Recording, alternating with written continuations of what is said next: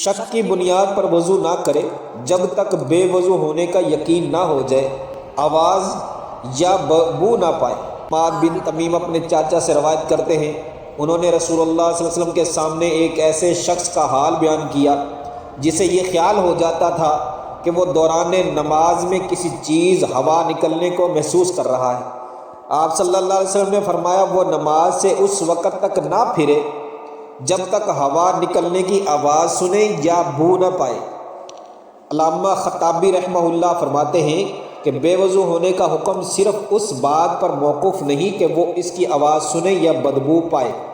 کیونکہ بعض اوقات ایسا بھی ہوتا ہے کہ ہوا کے خروج کا یقین ہوتا ہے لیکن ان کی آواز سنی جاتی ہے اور نہ اس کی بو ہی کا احساس ہوتا ہے۔ مثلا ایک آدمی بہرا ہے، یہ مرض زکام کی وجہ سے اس کی قوت شامہ مفلوج ہو چکی ہے، جس کی بنا پر وہ آواز یا بو کا احساس نہیں کر پاتا۔ ایسی صورت میں اسے وضو کرنا ہوگا کیونکہ اسے بے وضو ہونے کا یقین ہو چکا ہے۔